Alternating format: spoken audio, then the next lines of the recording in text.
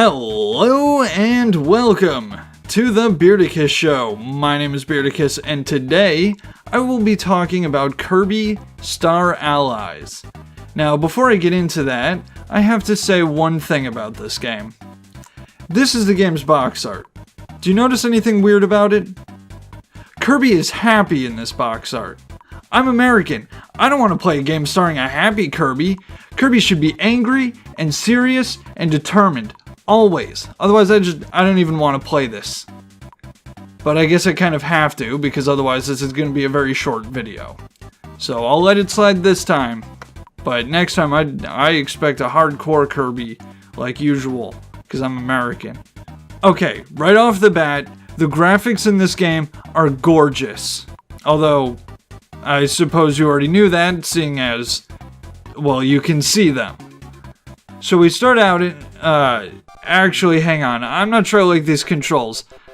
Can I by any chance change them? Oh, here we go. Oh, wait. Hold on. Well, it says Type A. How do I change it to Type B? Huh. Well, I guess I just have to assume that the different types refer to different control schemes available for the Joy-Cons. But there must only be the one control scheme for the Pro Controller. So I guess I'm just gonna have to get used to it. Anyway, as I was saying, we start out in Green Gardens, and as the name implies, it's a fairly standard level in the same vein as Green Greens. However, if you follow the background prompts, you will soon discover a somewhat non-standard ability. You now have the ability to throw these little friendship hearts at your enemies. Doing so will turn your enemy into the enemy of your enemy, making it your friend.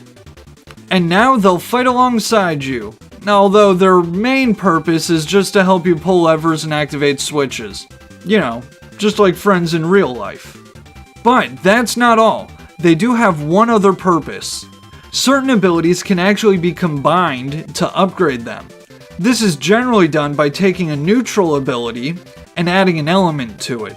For example, you could take a neutral sword and add the element of fire, thus giving you a fire sword. Yeah, this isn't rocket science, it's not that complicated. Which just makes it baffling that they felt the need to show this stupid little cutscene every single time you combine your abilities. And sure, they only showed once per combination, but still, there are a lot of combinations. So you're going to be seeing what's essentially the same scene over and over and over. Sometimes multiple times within the span of like 5 seconds. And look, the first time, I get it. It's the main mechanic of the game. You want it to be this big cinematic moment. Sure, that's fine. Even the second time, okay, whatever. But by the 7th time, it's like, oh, when I add ice to my hammer, I get a cold hammer. Who'd have thought? It just gets so annoying so quickly. But minor annoyances aside, this game was built with the idea that you're always going to have combination abilities available to you, to the point where it even has a sort of rock, paper, scissors like weaknesses system. For example, sometimes you'll run into an enemy hiding behind a fire shield. Ordinarily, you'd have to destroy the shield the old-fashioned way, by doing a lot of damage. But if you happen to have a water attack available, you can just use that to defeat the enemy in one shot. Or you could use an ice attack on a water enemy, or a fire attack on an ice enemy. And while I like this elemental weaknesses mechanic, unfortunately that's about as deep as this system gets. After all, there are only a handful of enemies that don't usually die in one hit, so it really doesn't make that big of a difference. And if you really don't want to have to deal with all the hits the bigger enemies take, you can usually just walk past them.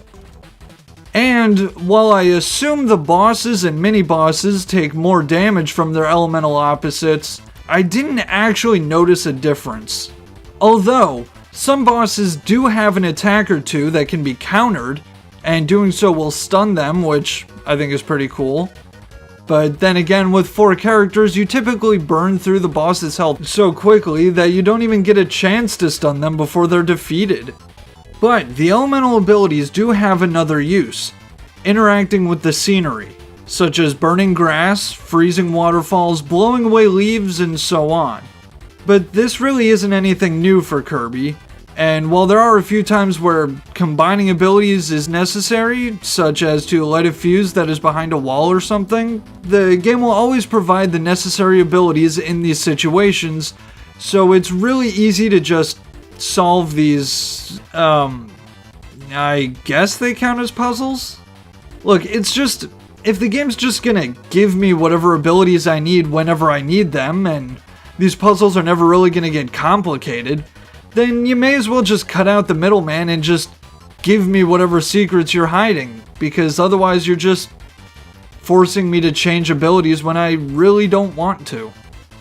And while I'm on the topic of secrets, the main collectibles in this game are puzzle pieces, which obviously fit into puzzles, which create pictures. Here's the problem though.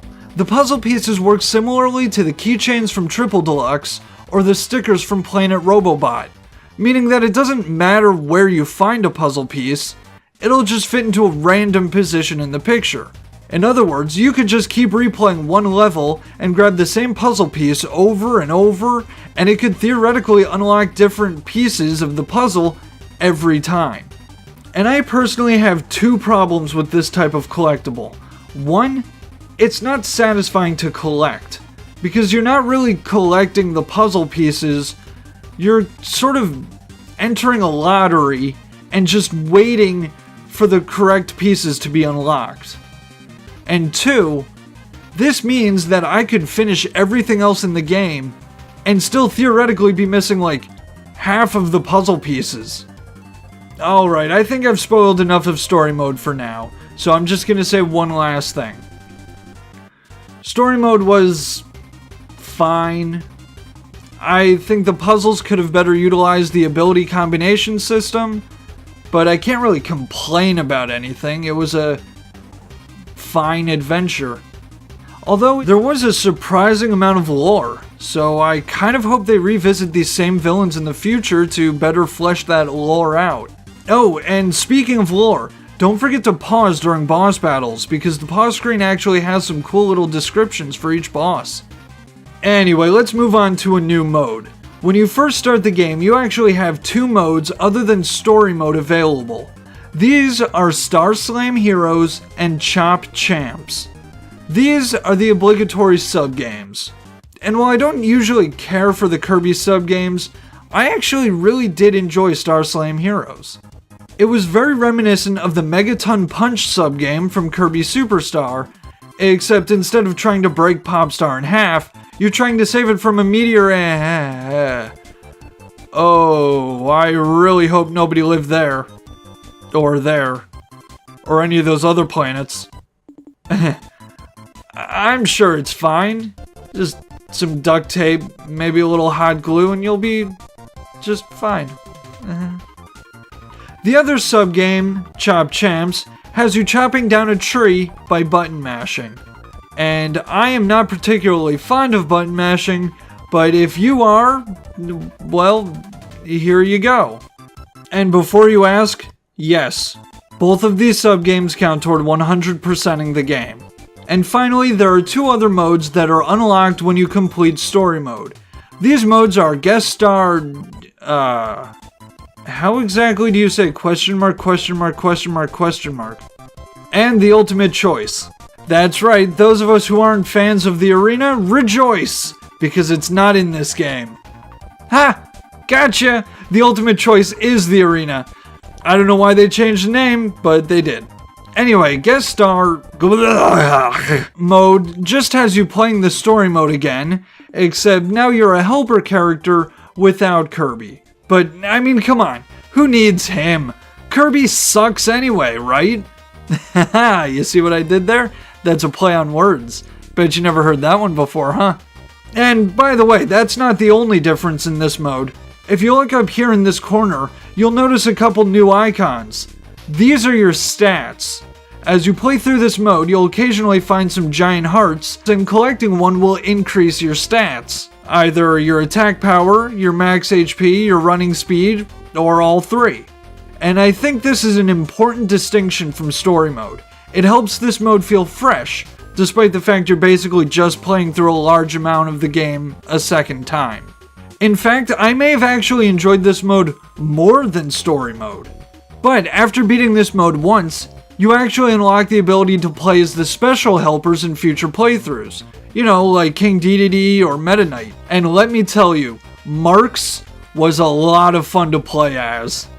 And finally, the mode everyone's been waiting for, the Ultimate Choice, is a mode I will not be playing. Well, there you have it. My name is Beardicus, and this has been The Beardicus Show. Thanks... What? No, I'm a completionist, not the completionist. I don't 100% every game I play. No, see, I don't want to play the arena because they took Archer out of this game, and if I can't abuse the camouflage ability, then I'm not playing the mode. Look, it's not even fair, okay? Because I don't have friends to play with, so I'd have to play this mode alone. But it's easier with more than one person, because if you die and there's another player, they can revive you. But if I'm playing by myself and I die, that's it, it's game over. That's not fair, and I'm not playing, and that's final.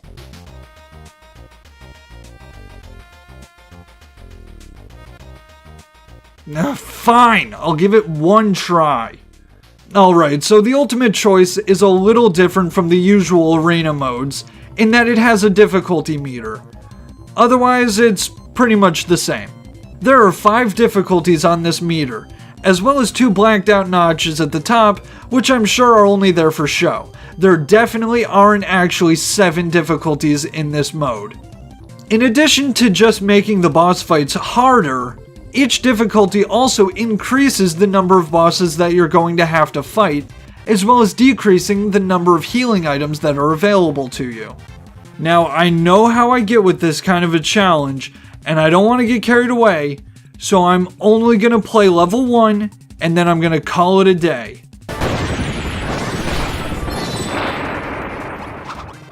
Alright, you know what? I know I said I was only going to play level 1, but that was almost so easy that it wasn't any fun. I'm going to knock it up to level 2.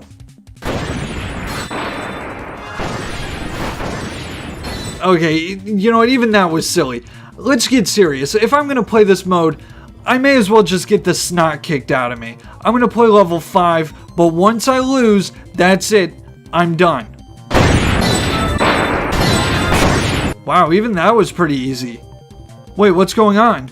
Oh no! Who'd have guessed that there actually were 2 more difficulties? I am surprised! Alright, let's get this over with. Level 7 coming up.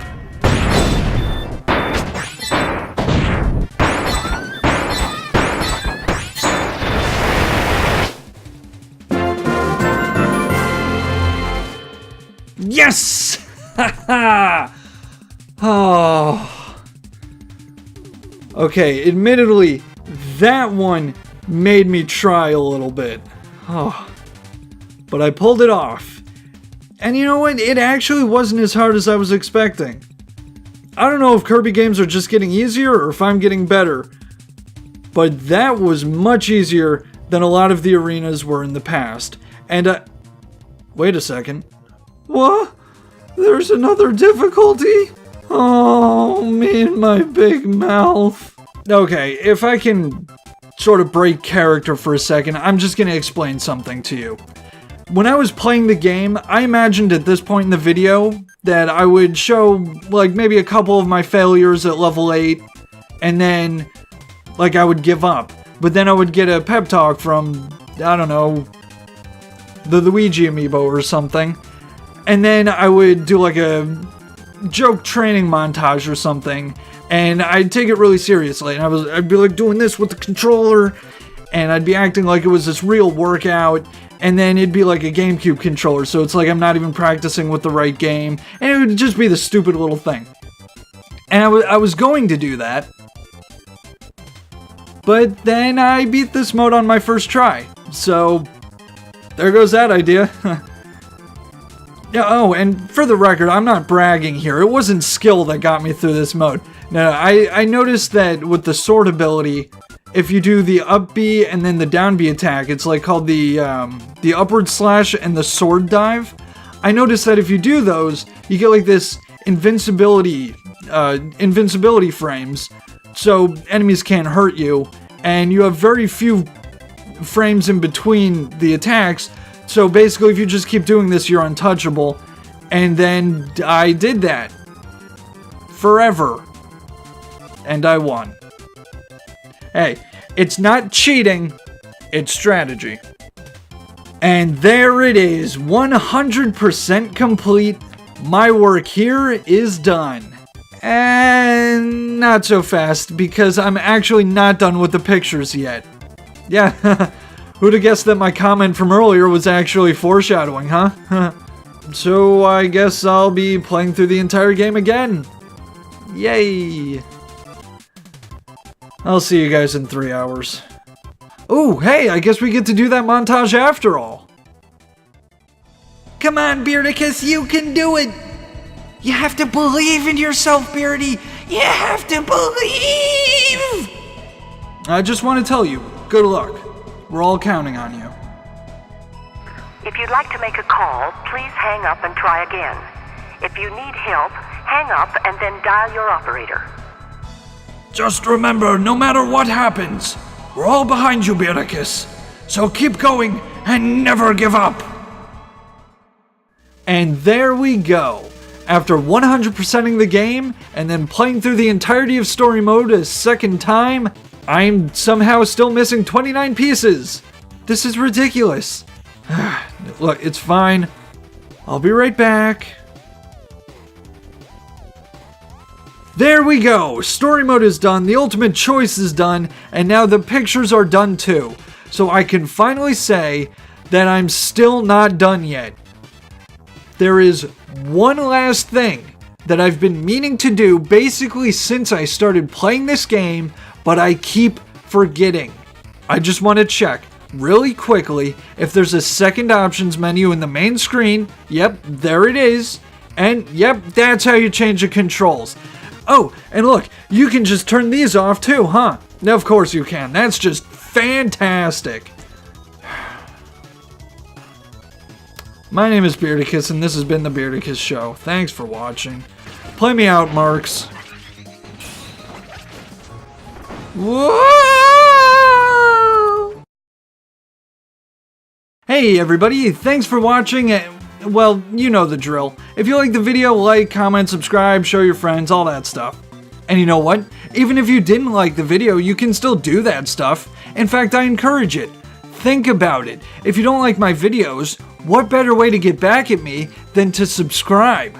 That way, I'll think my subscribers like my videos. Meanwhile, you'll be there like, he doesn't even suspect that some of his subscribers hate his videos. Boy, that'd really show me, and then I'd be like, you got me again, guy or girl who doesn't like my video. What a dastardly thing you've done by subscribing when you actually don't like my videos. Grr, you win this round, but I'll get you next time. I'll get you next time!